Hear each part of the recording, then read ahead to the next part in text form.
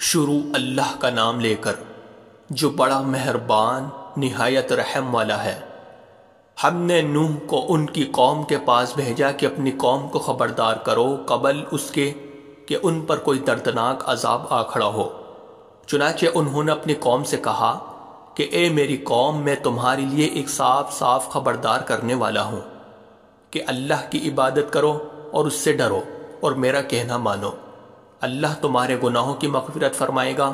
اور تمہیں ایک مقرر وقت تک باقی رکھے گا۔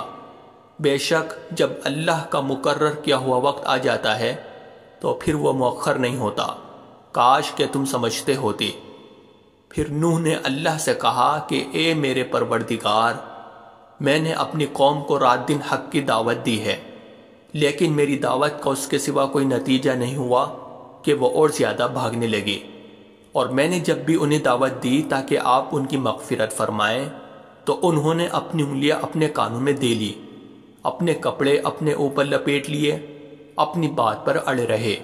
اور تکبر ہی تکبر کا مظاہرہ کرتے رہے۔ پھر میں نے انہیں پکار پکار کر دعوت دی، پھر میں نے ان سے اعلانیہ بھی بات کی اور چپکے چپکے بھی سمجھایا۔ چنانچہ میں نے کہا کہ اپنے پروردگار سے مغفرت مانگو، یقین جانو وہ بہت بخشنے والا ہے۔ وہ تم پر آسمان سے خوب بارشیں برسائے گا اور تمہارے مال اور اولاد میں ترقی دے گا اور تمہارے لیے باغات پیدا کرے گا اور تمہاری خاطر نہریں مہیا کر دے گا۔ تمہیں کیا ہو گیا ہے کہ تم اللہ کی عظمت سے بالکل نہیں ڈرتے، حالانکہ اس نے تمہیں تخلیق کی مختلف مرحلوں سے گزار کر پیدا کیا ہے؟ کیا تم نے یہ نہیں دیکھا کہ اللہ نے کس طرح 7 آسمان اوپر تلے پیدا فرمائے ہیں اور ان میں چاند کو نور بنا کر اور سورج کو چراغ بنا کر پیدا کیا ہے، اور اللہ نے تمہیں زمین سے بہترین طریقے پر اگایا ہے۔ پھر وہ تمہیں دوبارہ اسی میں بھیج دے گا اور وہیں سے پھر باہر نکال کھڑا کرے گا، اور اللہ نے ہی تمہارے لیے زمین کو ایک فرش بنا دیا ہے تاکہ تم اس کے کھلے ہوئے راستوں پر چلو۔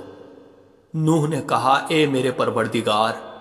حقیقت یہ ہے کہ ان لوگوں نے میرا کہنا نہیں مانا اور ان سرداروں کے پیچھے چل پڑے جن کو ان کے مال اور اولاد نے نقصان پہنچانے کے سوا کچھ نہیں دیا، اور انہوں نے بڑی بھاری مکاری سے کام لیا ہے، اور اپنے آدمی سے کہا ہے کہ اپنے معبودوں کو ہرگز مت چھوڑنا، نہ ود اور سوا کو کسی صورت میں چھوڑنا،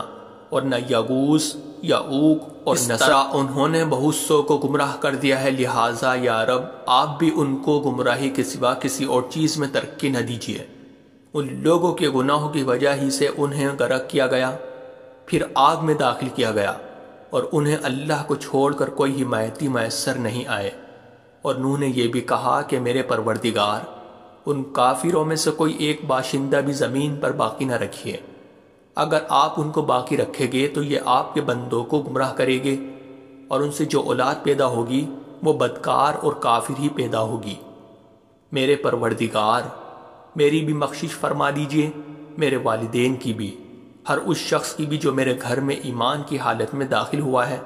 اور تمام مؤمن مردوں اور مومن عورتوں کی بھی،